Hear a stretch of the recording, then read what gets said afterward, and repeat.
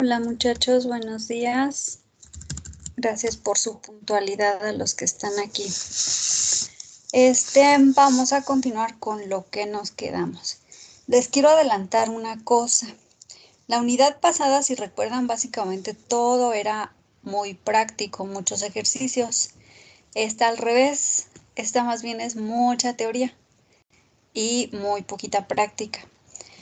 Así que, bueno, pues para los que se les complica, yo creo que, bueno, se les complica los ejercicios, pues yo creo que esta va a ser buena, porque este es más como de, pues eso, teoría, entenderle. Pero también si se confunden, pues porfa díganme, ¿sale? Bueno, entonces seguimos. Nos habíamos quedado en las ventajas y desventajas de catálisis homogénea contra heterogénea y veíamos que en general la homogénea tiene más ventajas. Sin embargo, no siempre se puede utilizar. Muchas ocasiones sí necesitamos enfocarnos en la heterogénea. Para esto, pues vamos a analizar las propiedades de un catalizador que esté en fase sólida, es decir, nos vamos a enfocar a la catálisis heterogénea, ya que esta tiene pues varias formas de presentarse y características. Entonces, bueno, respecto a catalizadores sólidos, la actividad disminuye a medida que se utiliza el catalizador. Es decir, pues vaya, la energía. Unas veces esta disminución es muy rápida, en el orden de segundos, y otras tan lenta que la regeneración o sustitución del catalizador solo es necesaria después de varios meses de uso. En cualquier caso, los catalizadores que se desactivan con el tiempo es necesario regenerarlos o sustituirlos. Entonces, hay catalizadores que conforme se usan, pues empiezan a perder su impacto o su capacidad. Entonces, la mayoría de las ocasiones, con solo regenerarlos es suficiente. Es decir, algo así como cuando en casa utilizamos, por ejemplo, un colador para colar jugo de naranja o agua de piña, no sé. Entonces, llega un punto en que se satura. Ajá, quiere seguir colando, pero pues ya está bien saturado de la fibra de la piña. Pues, ¿qué haces? No tiras el colador y vas y compras otro. Simplemente lo volteas, le das un golpecito, le remueves la fibra y continúas el proceso. Pues algo así pasa con muchos de los catalizadores, solamente es cuestión de limpiarlos, regenerarlos. Entonces, en este caso, el de la piña, no lo dejaste completamente limpio. Todavía le quedaron algunas particulillas por ahí, pero ya no se te está atorando el fluido, o sea, ya continúa tu proceso bastante bien. Usualmente cuando regeneramos un catalizador, no queda al 100%. Queda a muy buena actividad, tal vez hasta el 99%, pero difícilmente logras el 100 porque no puedes como llegar hasta los puntos más profundos del mismo para regenerarlo. Y sin embargo, algunas veces sí va a ser necesario la sustitución, ¿sí? El cambiarlos. Ya no aguanta mucho, ya cada que lo regenero de todas formas no me está dando una alta capacidad, entonces mejor lo cambio. Si la desactivación es rápida y causada por deposición o bloqueo físico de la superficie, el proceso se denomina ensuciamiento y la separación de este sólido es la regeneración. Este es como el ejemplo que les di del colador. Entonces, puede ser que bien rápido se sature, como decía que arriba, en ocasiones incluso en cuestión de segundos. Inicias el proceso e inmediatamente se bloquea, se tapa. A eso se le llama que está sucio, ensuciamiento. Entonces, simplemente hay que separarle ese sólido, removérselo y con eso regeneramos. Si la superficie del catalizador se modifica lentamente por un proceso llamado quimisorción, es decir, adsorción peroquímica, en los sitios activos de sustancias que no se separen fácilmente, A esto se le llama envenenamiento. Y restaurar ese catalizador no siempre se puede. Cuando sí se puede, se le llama reactivación. ¿Sale? Entonces tenemos estas dos formas. Cuando es como saturación física, se ensucia y regeneramos. Cuando es una saturación química, se envenena y reactivamos. ¿Hasta aquí todo bien? Genial. Si la absorción es reversible, puede que sea suficiente un cambio de las condiciones de operación para que este catalizador vuelva a funcionar. Pero si la absorción no es reversible, a eso se le llama que hay un envenenamiento permanente, es decir, ya no lo puedo reactivar, ya no lo puedo limpiar, y esto puede requerir un tratamiento químico de la superficie o sustitución del catalizador. Entonces puede hacer que ese envenenamiento todavía te dé oportunidad de que le metas un tratamiento de remoción, pero puede ser que ya de plano no hay forma y te toca cambiar ese catalizador por completo. Cuando este es el caso, es cuando consideramos que el costo del utilizar un catalizador es alto, porque sustituirlo pues va a ser costoso. Y cuando lo desactivas también puede ser uniforme en todos los sitios activos o puede ser selectiva. Es decir, vamos a suponer que en un catalizador tenemos 3 sitios activos. Y si tú vas a desactivar en el mismo proceso químico, a lo mejor es selectivo y solo se está yendo a 2 sitios activos y uno te lo está dejando sin utilizar. O puede ser que agarre parejo, en cuyo caso los sitios más activos, los que proporcionan mayor parte de actividad, son atacados y desactivados preferentemente. Es decir, ya que son los sitios activos que la reacción química prefiere, pues tú también, al momento de reactivarlo, tiene que ser los sitios que tú desactives preferentemente, es decir, a los que le des mayor importancia. Y se va a utilizar el término desactivación para todos los tipos de pérdida de actividad del catalizador, ya sea rápida o lenta. Se le llama veneno a la sustancia que se deposite sobre la superficie para disminuir su actividad. Es curioso porque la palabra veneno para nosotros a lo mejor es común en casa y así, pero en la ciencia es muy poco utilizada. Casi siempre vamos al laboratorio, vemos en un frasco el logo de la calaverita con los 2 huesos atravesados, pero ya no utilizamos tanto el término veneno, utilizamos el término tóxico. Sin embargo, en este caso se utiliza la palabra veneno para cuando el catalizador está siendo obstruido, ya sea químico o físico. Bueno, en determinados materiales los tamaños de los poros son muy pequeños. Aquí, cuando les hablaba del catalizador, les decía, algunos son porosos. En su mayoría nos conviene que sean porosos, ya que si son lisos, solo la superficie, pues vaya lisa, es la que nos va a servir. Entonces, pues eso no nos conviene mucho. Nos conviene que tengan poros para que el tamaño de superficie se incremente de manera importante. Entonces, algunos materiales tienen poros tan pequeñitos que solo moléculas muy chiquitas pueden acceder. Esto provee alta selectividad, lo cual puede ser muy bueno porque, pues justamente es selectivo, entonces solamente se enfoca a lo que tú quieres. Pero también puede ser que no sea tan bueno porque al tener el poro tan pequeño, a lo mejor se te satura más rápido. Estos materiales usualmente se llaman tamices moleculares y comprenden algunas zeolitas y arcillas. Probablemente ya habían escuchado estos términos. Las zeolitas son aluminosilicatos cristalinos microporosos con tamaño de poro muy uniforme.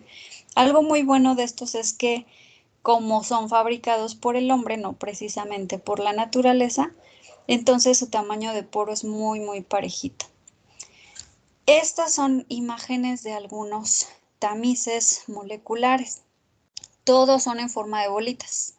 Nada más que pueden ser bolitas tan pequeñitas que parecen polvo, de 0.4, 0.8 milímetros y van incrementando de 1 a 2, de 1.6 a 2.5 y las más grandes son incluso de 4 a 6 milímetros. Probablemente en laboratorios observadores han visto en los desecadores. Hay laboratorios, básicamente todos, donde así en las orillas se ven los desecadores. Si recuerdan, conmigo a algunos de ustedes les tocó cursar la materia de orgánica 1 y cuando fuimos al laboratorio sí tenían en las orillas los desecadores y usualmente están llenos de esto. Estas bolitas tienen capacidad de absorción muy, muy alta y muy buena. Entre ellas también absorción de humedad. Por eso es que en los desecadores lo tenemos porque remueven súper bien. Su tamaño de poro da una capacidad muy, muy alta de superficie y pues eso obviamente también de absorción. Entonces, este es uno de los materiales que puede utilizarse para absorción de humedad, absorción física de algún otro componente y absorción química para el caso de lo que estamos viendo, catalizadores. En algunos casos el catalizador consiste en pequeñas partículas de un material activo sobre un material inerte llamado soporte. Aquí le metí 2 veces el llamado. ¿Esto qué significa? Que puede ser que tú estés metiendo directamente tu catalizador y eso ya sea la totalidad, pero en ocasiones puede que no. Entonces, en el caso anterior de las zeolitas, esto ya es el catalizador. Es tanto el material de absorción como el mismo catalizador. Sin embargo, en otros llamados soportados, tienes algún material inerte que no interactúe para nada. Muchas veces es, por ejemplo, cerámica. El material activo frecuentemente es metal, aleación metálica también, todo depende, pero acuérdense que el metal sí tiene la capacidad de, por ejemplo, corroerse. Entonces, si tu reacción química va a ser un proceso que implique corrosión, el metal no funciona mucho. Para la parte, para el soporte, digamos. Pero para la parte catalizadora, pues muchas veces sí es bastante funcional. A esto se les denomina catalizadores soportados. Hagan de cuenta que es como esto, aquí se presenta. Tienes el sólido que soporta. Este sólido no interactúa, no es catalizador y no hace ningún efecto. Por ejemplo, el vidrio. Sabemos que si guardamos, no sé, agua de sabor en un frasquito de plástico y en un frasquito de vidrio, cuando te la tomas después de unos días va a ser diferente, porque el plástico sí aporta componentes que te modifican el sabor. Ahora ya te la acabaste, los lavas bien los dos y hueles el frasquito plástico y hueles el frasquito de vidrio y el de vidrio quedó súper bien, no tiene residuos de olor y el de plástico sí. Entonces tiene interacción en ambos sentidos. En este es importante meter sólidos que no tengan ninguna interacción, como es el caso del vidrio o la cerámica. Y sobre su superficie está el catalizador. Entonces tenemos el catalizador para que pueda hacer su efecto, pero que se mantenga ahí pegado en la superficie. ¿Sale? Puede ser obviamente de tamaño muy pequeño. Aquí se observa, por ejemplo, este es el sólido y aquí se ve una bolita del catalizador de tamaño 5 nanómetros. 5 por 10 a la menos 9. Entonces muy chiquito. Las formas más comunes son esferas y cilindros. Esferas de diferente tamaño. En este caso, todas las esferas se quedan cubiertas de ese catalizador y entonces implican pues una muy buena superficie. Entre más chiquitas son, más superficie de contacto te presentan. Sin embargo, te bloquean también el paso del fluido. Entonces necesitamos analizar qué es más conveniente. Y en el caso de cilindros, estos son más convenientes, ya que, por ejemplo, que se alcanza a ver con muchos agujeritos, pues obviamente toda la superficie se llena de catalizador, pero también la parte interna. Y a la hora de que se meten al reactor, se meten de forma desordenada, tal como se ven ahí, amontonados. Entonces eso permite que la superficie de contacto sea alternada y el tubito permite que el fluido corra bastante bien sin obstrucciones. Entonces son las dos formas más comunes de catalizadores soportados. Estos son el soporte, no el catalizador. Sobre este soporte tendremos las bolitas del catalizador pegados a ellos. Y otro tipo de soportes que podemos encontrar son los que ya se llaman estructurados. Puede ser tanto el soporte como el mismo catalizador. Entonces, aguas aquí, no hay que confundir. Estos son los soportados y estos pueden ser soportados estructurados o puede ser el simple catalizador con estructura. Entonces, el meter la palabra estructurado, pues es eso, tiene una estructura. Si se fijan los anteriores, si los metemos al reactor, van a quedar irregulares, acomodados de una forma más bien tendiente a desacomodada, con toda intención. Y estos no, estos tienen un orden. Pueden ser mallas en donde, como pueden ver, se meten alternadas, no una encima de otra, porque entonces simplemente se encimarían, digamos, de forma tan ordenada que no me permite la múltiple actividad. Entonces hay que estarlas girando. Si fueran 10 mallas, se mete, por ejemplo, una hacia en forma totalmente vertical, a lo mejor la que sigue a 45, la que sigue va alternándose, de tal forma que queden alternadas de forma múltiple. Y hay otras que son espumas. Estas más bien suelen ser pues naturales, pero las espumas por su naturaleza pues tienen porosidad. Es como las esponjas que tenemos en casa, nada más que esto es pues un acercamiento. Entonces, estas permiten que por su propia naturaleza la porosidad sea muy alta, pero también de poros anchos. Entonces, estos poros grandotes es un decir, lo pongo entre comillas porque obviamente es grandote respecto al tamañitito del catalizador, pero todos estos poros permiten que en toda su superficie ese catalizador se quede pegadito. Y entonces pues está súper saturado, súper lleno. Ventaja, son naturales, tienen muchos poros. Desventaja, los poros son irregulares. Como pueden ver en el caso de las mallas, pues más o menos nosotros ordenamos de tal forma que buscamos espacios similares. En espumas vamos a tener unos poros súper grandotes y otros súper chiquitos. Entonces, esto me da mucha irregularidad en el proceso, sobre todo en la cuestión control. Y hay otros llamados monolitos. Esta es una pieza entera, completita. Ajá. En mallas las alternamos, las movemos, incluso se pueden sacar para lavarlas o regenerarlas por separado. El monolito no, es una pieza completa que se hace o se diseña del tamaño exacto del reactor o del tamaño que pretendemos llenar. Acuérdense que ningún equipo se llena siempre al 100%, usualmente lo llenamos al 80%. Entonces, si mi reactor tuviera un diámetro de medio metro, pues esto sí, se diseña para que quepa justo adentro del medio metro sin dejarme espacios vacíos grandes en el exterior. Y de longitud, que aquí no se alcanza a ver, supongamos que fuera de 1 metro de alto el reactor, pues este se manda a hacer de 80 centímetros para que no esté a tope. Pero así es la pieza completa y esa se inserta por completo y tiene la estructura perfectamente diseñada a como tú lo decidas. En este caso son cuadritos, pero pueden ser círculos, pueden ser hexágonos. Una de las formas también más comunes son los hexágonos, porque no dejan mucho espacio vacío.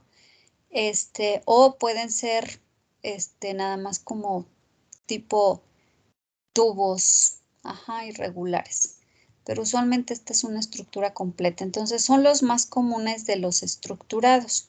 Aquí por dentro vemos alguno que en este caso pues un catalizador donde entran los gases y por dentro está soportado. Entonces, en este caso es de los dos, es estructurado y soportado. Tiene una estructura tipo malla y en ese soporte pues lleva el catalizador para el intercambio o la reacción química de los gases.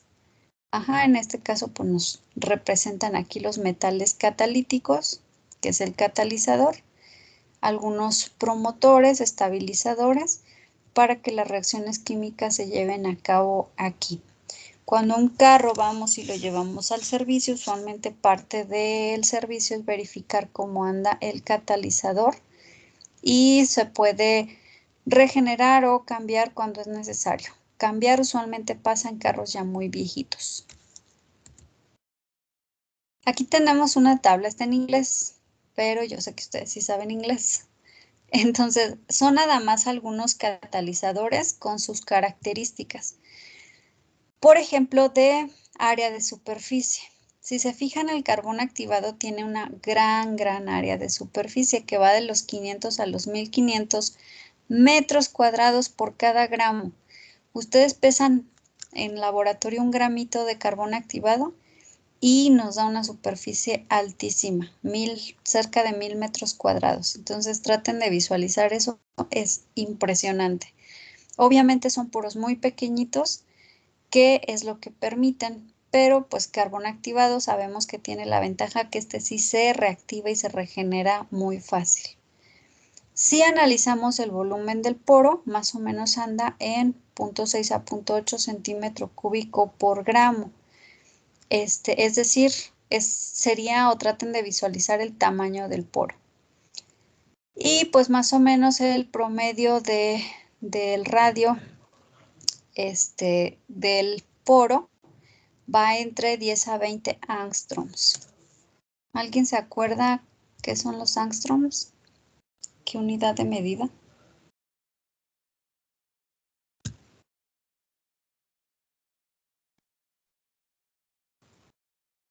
Bueno, es 1 por 10 a la menos 10 metros. Es todavía un poco más chiquito que los nanómetros. Más o menos los angstroms son los que se utilizan para medir distancias en los átomos o, por ejemplo, en una molécula formada. El enlace entre átomo y átomo está del rango de los angstroms. Entonces visualicen el tamaño del poro del carbón activado, pues es increíblemente chiquito, por eso es que su superficie es tan grande. Y acá nos trae otros ejemplos, los geles de sílica, los rangos que maneja, pues también algunos óxidos de silicio que se utilizan en el cracking, algunos activados, las celitas. Entonces simplemente es una tabla de referencia para que más o menos visualicen características. Algunas pueden ser de poro tan pequeñito que nos da mucha superficie, pero a lo mejor lo que quieres hacer se te satura o no te resulta muy conveniente y es mejor utilizar algún otro. Bueno, ¿cómo se visualiza esto dentro de un reactor? Usualmente los reactores van a ser como una figura clásica que seguramente ustedes ya han visto hasta ahorita, que es como el contenedor básico en una industria. Simplemente es como si fuera un cilindro, usualmente con base y cabeza redondeadas, para evitar que tenga esquinas donde se pueda acumular material. Como les digo, se rellena, pero nunca al 100%, siempre se deja un espacio. En este caso, la sección de relleno o empacado es esta. Y se deja espacio abajo y se deja espacio arriba. Usualmente se deja 10 y 10% y se rellena al 80%. En este caso, está relleno de pellets en forma de bolitas. Entonces esas bolitas pues obviamente están de forma irregular, dejan algunos espacios vacíos más grandes que otros por donde va a fluir el líquido o bueno, el fluido en ocasiones puede ser líquido, puede ser gas. Usualmente para que se lleve a cabo una reacción química con este tipo de catalizador, se deja la longitud suficiente para que el fluido esté corriendo. En este caso que va de abajo para arriba, pues es un gas. Casi siempre que es líquido tiende a ser de arriba para abajo. No siempre, ocasiones se mete a presión desde abajo, pero es por características especiales. Entonces, si va de abajo hacia arriba suele ser gas, de arriba hacia abajo suele ser líquido. Y entonces se hace correr ese gas a través del lecho empacado, de tal forma que en su transcurso haga la reacción química que requiere para finalmente salir. Aquí, como pueden ver, nos muestra la flecha de ingreso y la flecha de salida. Entonces recorre todo el reactor y finalmente sale. Estos procesos sirven también para fisiosorción, es decir, adsorciones físicas. En este caso, no nos vamos a meter porque estamos hablando obviamente de cuestiones químicas. Sin embargo, cuando lleguen a operaciones unitarias 2, o si ya lo están cursando, lo van a ver en la última unidad, en donde sí se van a meter tanto en fisiosorción como en quimisorción. Aquí lo vamos a ver muy de pasadita nada más. Si hacemos un acercamiento a una bolita, a una ceolita, entonces podemos ver que esa tiene perforaciones, tiene esos huequitos que yo les decía, porosidad. Si todavía, y esto obviamente continúa, son múltiples ramificaciones que atraviesan básicamente toda la bolita. Si hacemos todavía un acercamiento de la superficie del interior de la bolita, podemos ver que aquí tenemos el catalizador pegado, que sería como la parte negra. Y aquí podemos ver que está llevándose a cabo la reacción. Ingresa el componente A, gracias al catalizador reacciona y libera el componente B. Entonces, ¿qué hace el componente B? Pues al ser liberado sale de la bolita, continúa su camino y cuando sale por la parte de arriba, pues ya salió como componente B, cuando al inicio ingresó como componente A. No sé si voy muy rápido, díganme si hasta aquí todo bien.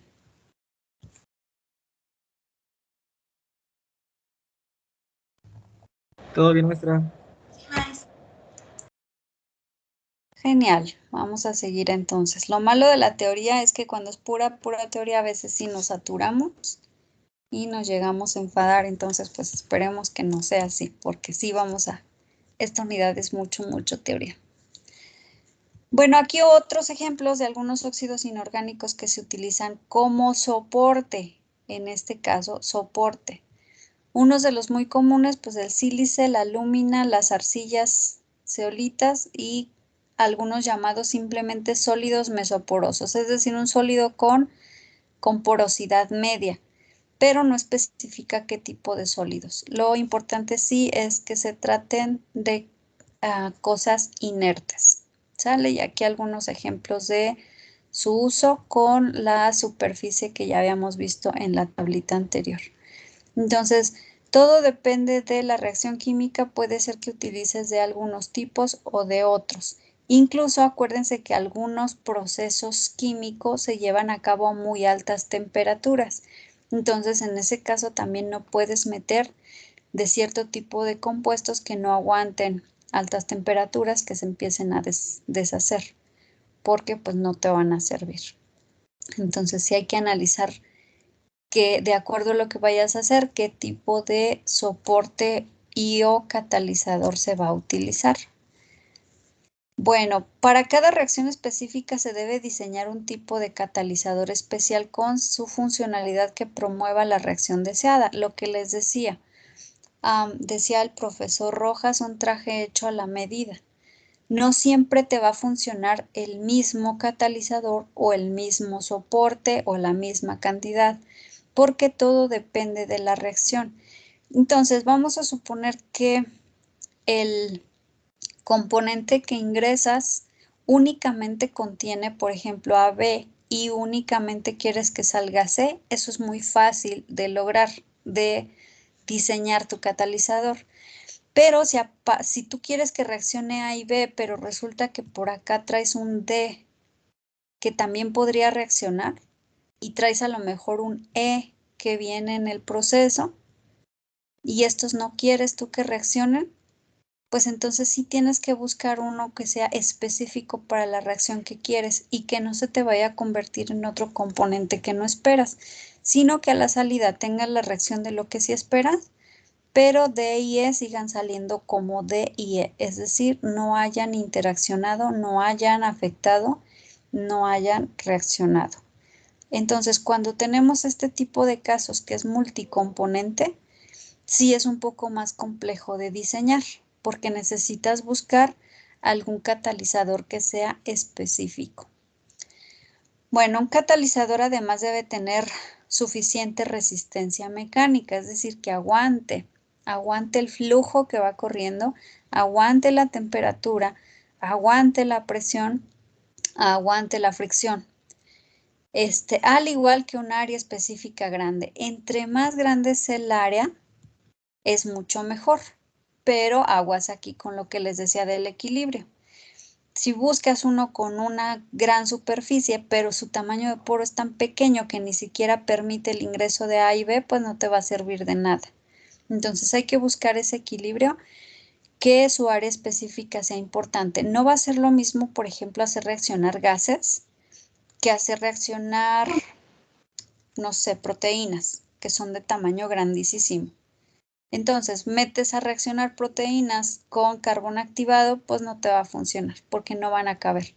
Solo a lo mejor van a reaccionar en la superficie, pero toda la superficie interna la vas a tener desperdiciada. Por eso hay que ser muy puntuales y específicos en lo que queremos trabajar. Y pues lo que les decía, el equilibrio, que esto no vaya a impedir la difusión de reactivos al interior del catalizador, que no me bloquee las entradas y que mucha superficie, pero sin uso, pues no sirve de nada.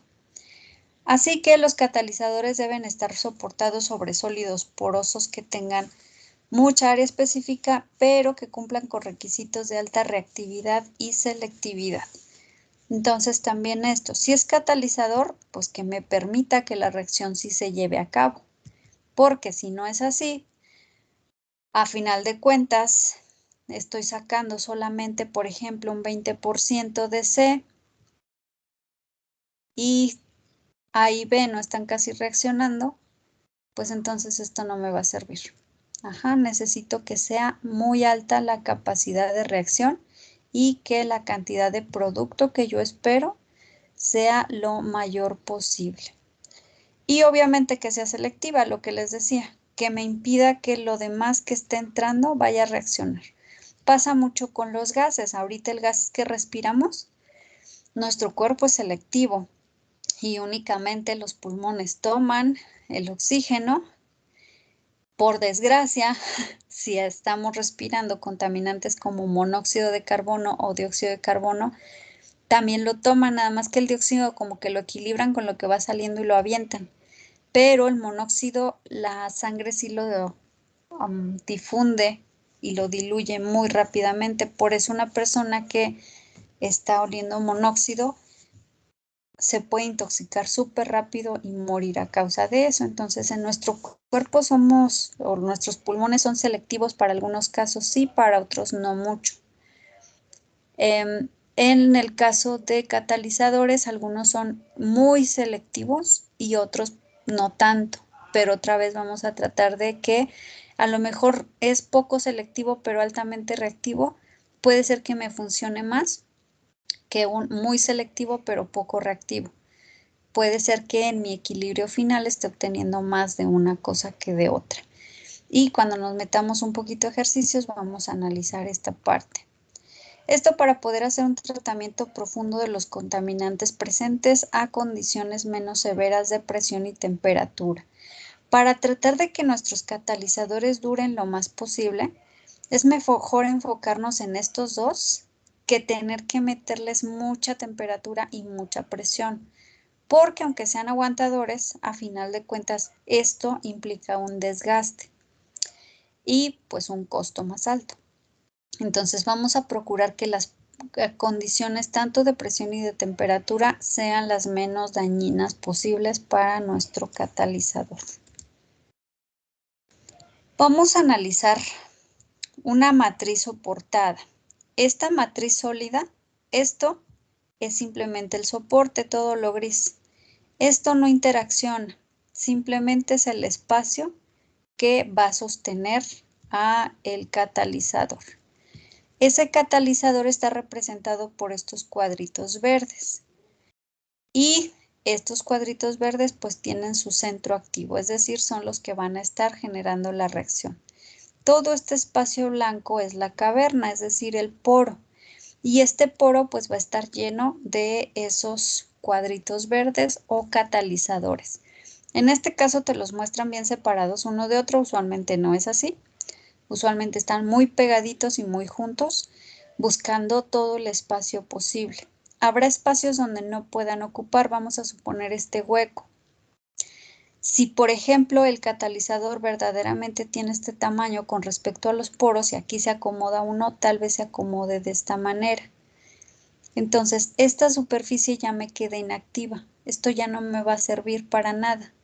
Entonces, eso es lo que hace que en ocasiones puedas tener ciertos sitios desperdiciados, sobre todo por la cuestión tamaño. Pero ahora vamos a suponer que se acomoda de esta manera, se encaja.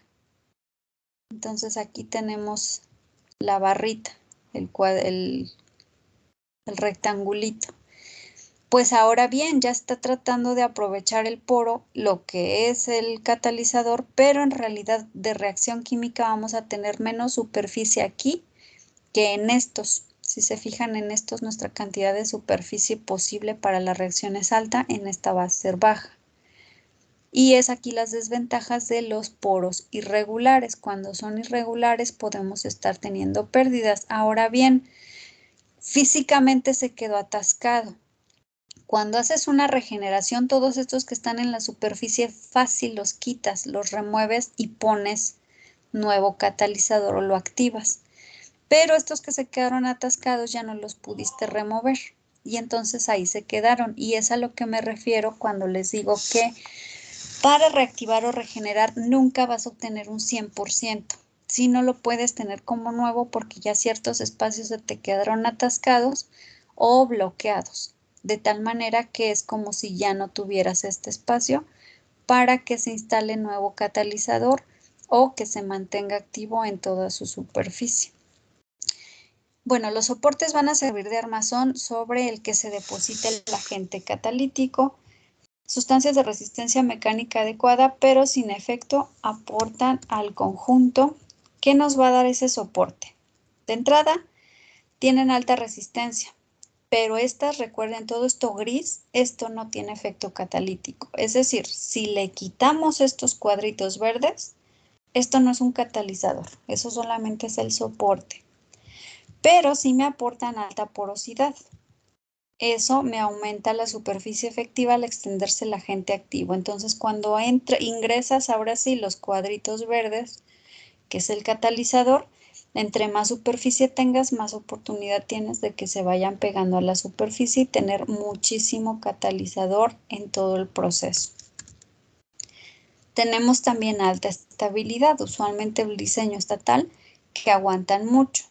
Y con esto mantienen a las partículas catalíticas suficientemente separadas para impedir su unión por cohesión y fusión por efecto de presión y temperatura.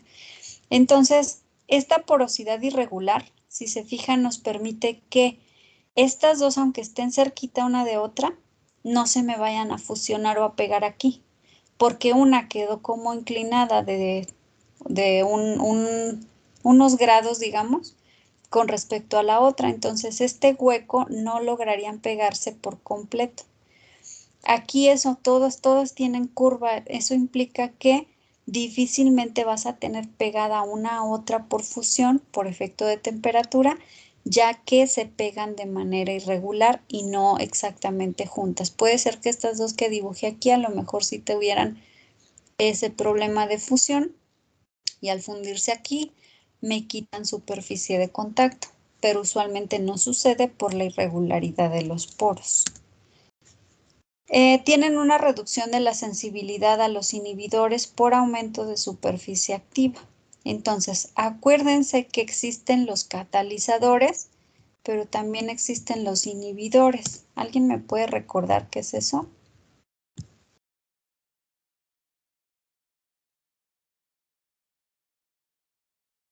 ¿Los inhibidores, maestra? Sí, ¿qué es un inhibidor?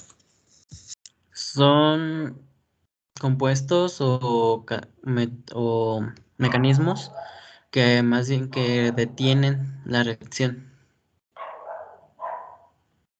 Gracias, efectivamente. Entonces, su efecto es lo contrario a los catalizadores. En lugar de ayudar, están inhibiendo.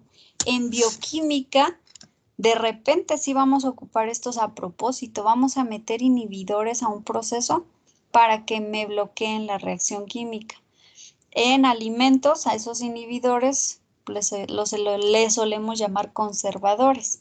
Inhiben reacciones y lo que me permiten es que mi alimento dure más tiempo. Entonces, por eso les digo, en la química, en general, digamos, un ingeniero químico, estos le llegan a afectar mucho y se enfocan más a catalizadores. Nosotros bioquímicos, muchas veces sí nos van a importar los inhibidores. En este caso, que más bien nos importa el catalizador, toda esa superficie va a reducir la sensibilidad a inhibidores, justamente porque tiene tanta superficie activa que la cantidad de huecos disponibles para que un inhibidor se instale van a ser muy pocas. Entonces, básicamente, si acaso hay inhibidores en el proceso, pues van a entrar y salir y no van a ser un efecto importante. Y también mejora las propiedades del agente catalítico por interacción química. Esto también es importante. El soporte no va a interactuar con el fluido que pase por aquí. El soporte no hace nada. Pero usualmente si vamos a buscar un soporte que entre esto y esto sí tenga afinidad química. ¿Con qué motivo? Pues que lo deje pegado, lo deje anclado, porque si no, también entraría y saldría. Pero para que se pegue, pues sí buscaríamos esa afinidad de tal manera que tiene una buena capacidad, pues vaya aquí la redundancia de soporte, de sostener a todo ese catalizador que le ingresas. Entonces, aunque en realidad todo esto que es el soporte no interactúa, el elegirlo sí nos está ayudando de que su porosidad sea buena, que sea estable, que reduzca los inhibidores y que sus propiedades químicas con el catalizador lo mantengan pegado a este mismo. Y bueno, los agentes catalíticos activos van a intervenir en la reacción química modificando su desarrollo, es decir, esos ya son los cuadritos verdes. Y los promotores son aditivos que aumentan la actividad del catalizador. Entonces puede ser que el catalizador por sí solo ya sea bueno, pero resulta que puede haber unos llamados promotores que todavía llegan y ayudan que el catalizador todavía mejore. Estos promotores evitan la pérdida de superficie durante el uso de catalizador. Lo mantienen ahí en su lugar. Distorsionan la red cristalina del catalizador aumentando superficie entre cristales. Cuando el catalizador es red cristalina, usualmente los promotores lo desacomodan. Ajá.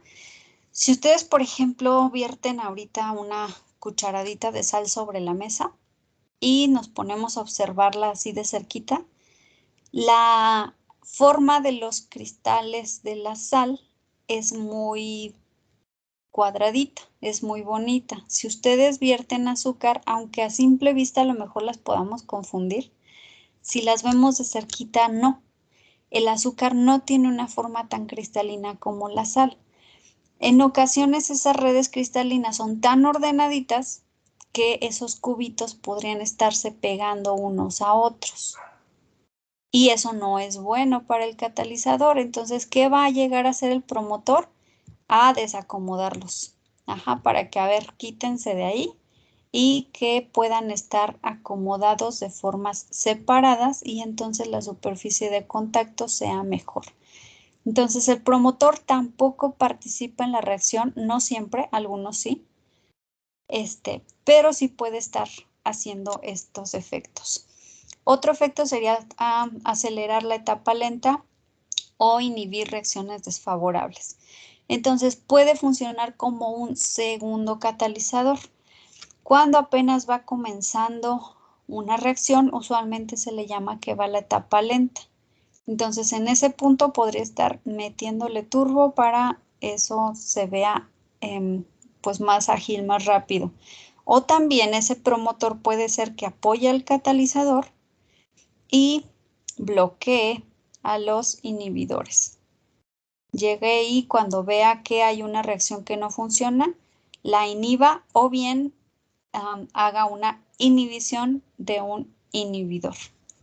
Para con eso dejar que el catalizador funcione bastante bien. Bueno, como les digo, es mucha información, entonces hasta aquí todo bien.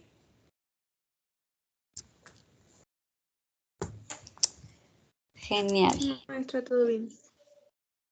Muy bien. Respecto a la fase activa, pues su función es catalizar la reacción química que se elija. Las fases activas ocasionalmente pueden ser metales, óxidos metálicos, sulfuros metálicos o carburos metálicos. A final de cuentas, la base metal es súper importante para la fase activa. Puede ser un compuesto metálico, puede ser un metal en sí. Y aquí nos dan algunos ejemplos de tipos de fases activas. Por ejemplo, metales solitos, hierro, cobre, plata, oro, bla, bla, nos sirven para hidrogenación, reformado, deshidrogenación, síntesis y oxidación. Algunos óxidos metálicos nos sirven para oxidación de hidrocarburos y CO2, craqueo, isomerización, alquilación, síntesis de metanol. Algunos sulfuros metálicos para hidrodesulfuración, hidrodesnitración, hidrodesoxigenación, hidrogenación. Y algunos carburos para hidrogenación, síntesis de Fischer-Tropsch. Así que dependiendo de la reacción puede ser que uses unos u otros. Y hay algunos que pueden funcionar con varios, ¿sale? Entonces, por ejemplo, de los metales podemos hidrogenar, pero hay algunos sulfuros que también permiten hidrogenar. Entonces aquí vamos a suponer que queremos una hidrogenación y ambos funcionan, pues buscaríamos cuál de los dos resulta más económico o más viable. Si un sulfuro metálico o un metal solito. Y bueno, respecto al centro activo, es un punto en la superficie del catalizador que puede formar enlaces químicos fuertes con un átomo o molécula. Y es a esto lo que llamamos quimisorción, es decir, la absorción química, que a final de cuentas se va a llevar por el centro activo, sí, pero justamente en esa superficie del catalizador donde se va a realizar la reacción química. ¿Qué es lo que suele hacer ese centro activo? Justamente esto, generar esos enlaces químicos para que la molécula que estás esperando, o átomo, casi siempre más bien va a ser molécula, pueda llevarse a cabo y salir del proceso de quimisorción. Y bueno, acá tenemos la misma imagen, pero habla de la partícula catalizador soportado, entonces metemos eso, tenemos el poro del catalizador y entonces el mecanismo de reacción sobre el catalizador sería la absorción de reactivos sobre los centros activos. Entonces retenemos esos reactivos sobre el centro activo del catalizador. Se lleva a cabo la reacción química y sale el producto. Acuérdense que aquí los cuadritos verdes es el catalizador. Entonces, ese no se mueve, ese no se va, ese simplemente retiene. Lo que va a hacer es jala al reactivo A, genera el enlace entre el B y C, lo sostiene y entonces aquí junta al reactivo A con B y C, es decir, genera la reacción química y a final de cuentas mi nuevo producto se va. No lo quiero ahí retenido, no me sirve para nada retenido, lo que quiero es removerlo. Entonces aquí se llama desorción porque ya se están yendo. Adsorción cuando entran y se pegan, desorción cuando se remueven. Muchas de las veces se remueven o se desorben de forma natural, porque simplemente ya esta molécula ya no es compatible con los sitios activos del catalizador y se va. En ocasiones necesitamos meter algún proceso, usualmente de calentamiento, para que el enlace que tenían se rompa y permita que se remueva ese producto. Pero usualmente es así como se lleva a cabo el mecanismo de reacción. Absorción, retención, formación de enlaces y desorción. Aquí nada más nos muestra tamaños. La partícula que ingresa usualmente está en el orden de los milímetros, los poros en los nanómetros y el centro activo en nanómetros o angstroms o menores. Dejen ver la hora. Yo creo que ya hasta aquí la dejamos por hoy, porque sí, cuando es pura teoría es fastidioso. Muy bien, ¿hay alguna pregunta, comentario?